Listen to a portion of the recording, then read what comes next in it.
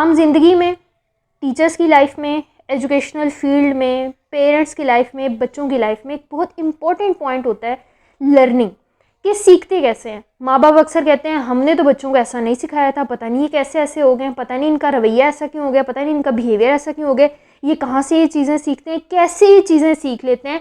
हम नहीं चाहते कि हमारे बच्चे ये चीज़ें सीखें, लेकिन वो सीख लेते हैं। दूसरी तरफ टीचर्स कह रहे होते हैं हमें नहीं पता कि हम बच्चों को चीज़ें कैसे सिखाएं, बच्चों की लर्निंग कैसे बेहतर करें। इसके अलावा बीएड की एजुकेशन कोई हासिल करता है, बीएड करना चाहता है ओपन यूनिवर्सिटी से, किसी भी यूनिवर्सिटी से, प्राइवेट, बीएड के सब्जेक्ट्स के अंदर साइकोलॉजी के बहुत से टॉपिक्स होते हैं, जिनमें से एक इम्पॉर्टेंट टॉपिक होता है लर्निंग का, जो पढ़ाया जाता है क्योंकि इन्होंने आगे जाकर टीचिंग सेक्टर के अंदर आना होता है। बीएड वही शख्स कर रहा होता है जिसने यहाँ पर आना होता है, तो इम्पॉर्टेंट टॉपिक होता है लर्निंग का।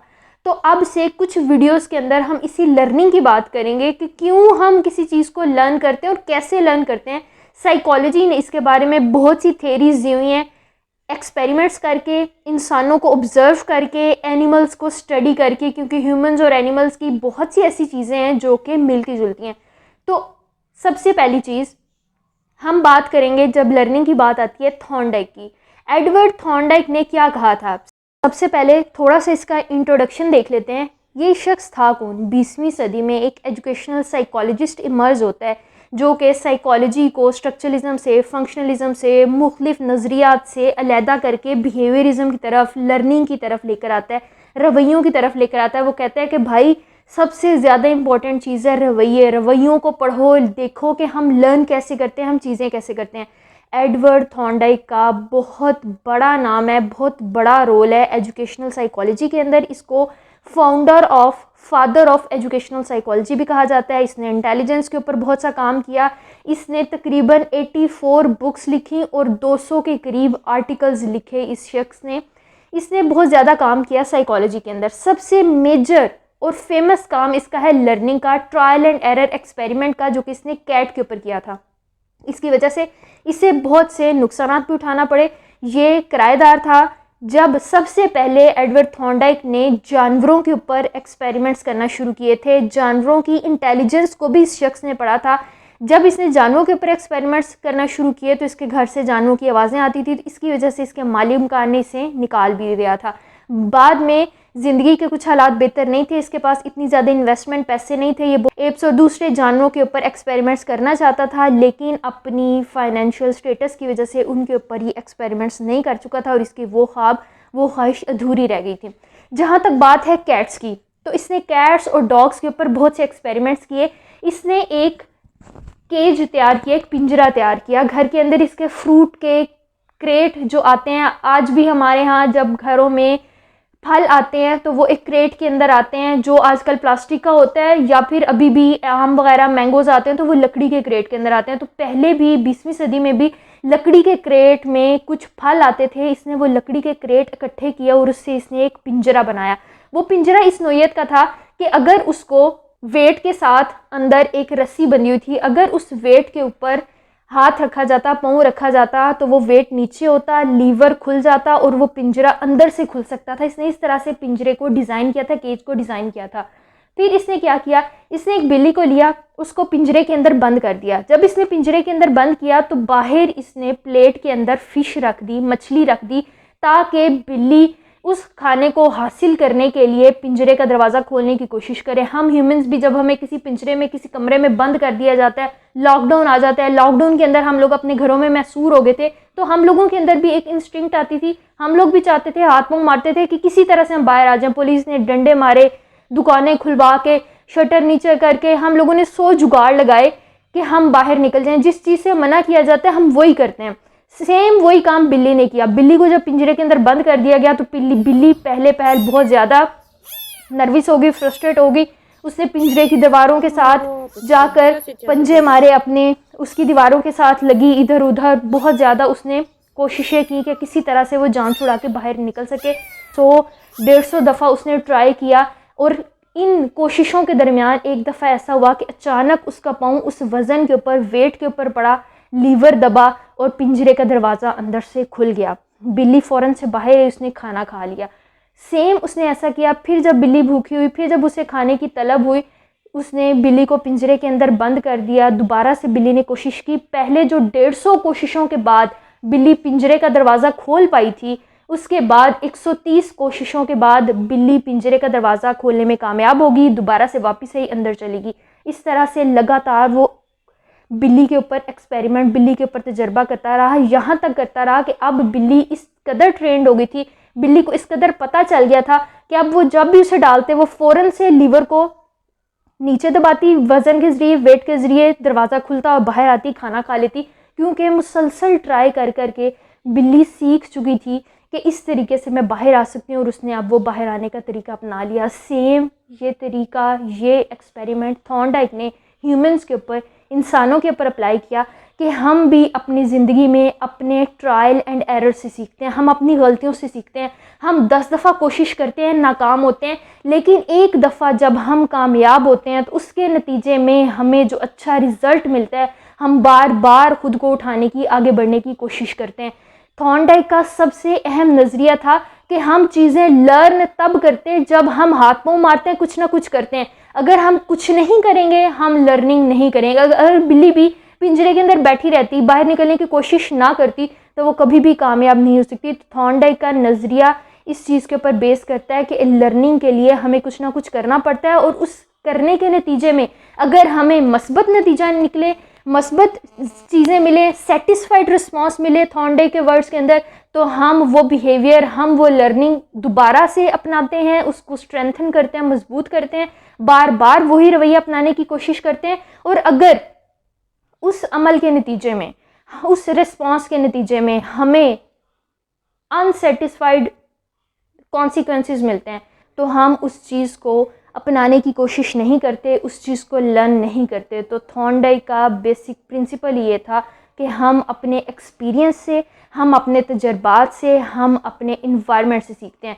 इन सारे नज़रियात के ऊपर बेस थॉर्नडाइक ने 3 बेसिक लॉज दिए थे। सबसे पहला लॉ उसका था लॉ ऑफ रेडीनेस। उसने कहा था इंसान बुनियादी तौर पर 3 तरीक़ों से सीखता है।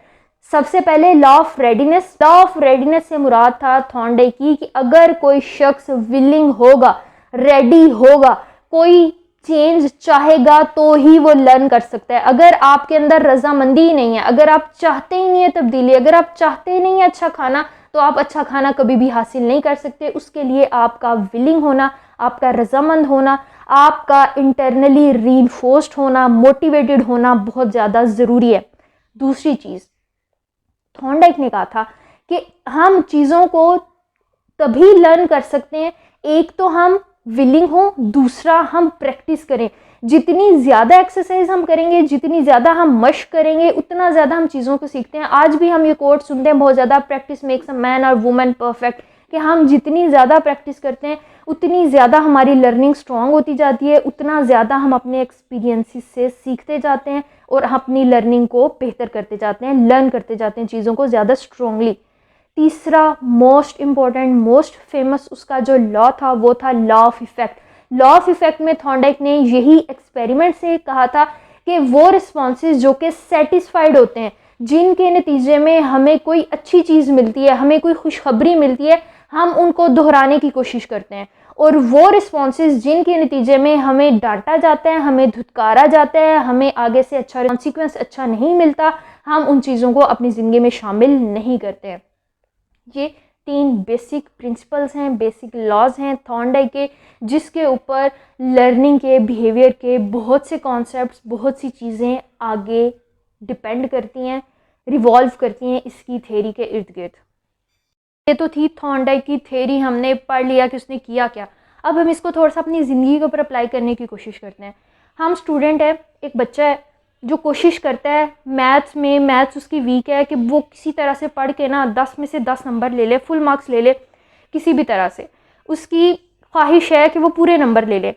एक दफ़ा टेस्ट होता है, 10 में से 2 नंबर आते हैं, दूसरी दफ़ा मज़ीद मेहनत करता है, अगले टेस्ट में 10 में से 4 नंबर आते हैं, उससे अगले टेस्ट में 10 में से 6 नंबर आते हैं, उससे अगले टेस्ट में 10 में से उसके 8 नंबर आते हैं, और फाइनली एक टेस्ट ऐसा आता है बहुत ज़्यादा कोशिश करने के बाद 10 में से 10 नंबर ले लेता है। इसके ऊपर उसके टीचर उसको अप्रिशिएट करते हैं, क्लैपिंग करवाते हैं कि बहुत अच्छे मार्क्स इसने लिए हैं। घर आके बताता है अपने माँ बाप को, माँ बाप बहुत ज़्यादा खुश होते हैं, उसकी पसंद का खाना बनाते हैं, अपने रिश्तेदारों को खुशी से बताते हैं कि हमारे बेटे के बहुत अच्छे मार्क्स है पेपर के अंदर, उसने बहुत अच्छा परफॉर्म किया, क्या होगा, वो बच्चा, वो स्टूडेंट कोशिश करेगा अगली दफ़ा भी अच्छे नंबर आए, क्योंकि उससे रिस्पांस अच्छा मिलता है, सेटिस्फाइंग रिस्पांस मिला, कॉन्सिक्वेंस मिला, उसको खुशी मिली, खुशगवार एहसास हुआ, जिसके नतीजे में वो अगली दफ़ा भी वैसा बिहेवियर रखने की, उस चीज़ को लर्न करने की ज़्यादा कोशिश करेगा, उसकी लर्निंग ज़्यादा स्ट्रॉन्ग होगी कि पेपर में अच्छे नंबर लेने चाहिए।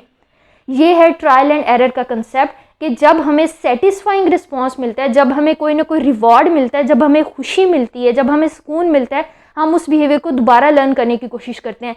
लेकिन अगर ऐसा होता कि 10 में से 10 नंबर आए हैं, टीचर को कोई फ़र्क नहीं पड़ता, वो कहते हैं कि हो सकता है इसने चीटिंग की हो, नकल की हो, ये घर से कुछ लिख के ले आया होगा अपने साथ, घर आके माँ बाप को कोई फ़र्क नहीं पड़ता क्योंकि उससे ज़्यादा उसके बहन भाई मार्क्स ले रहे हैं, तो उस बच्चे के साथ क्या होगा, वो बच्चा मेहनत करना छोड़ देगा, वो बच्चा मार्क्स लेना छोड़ देगा।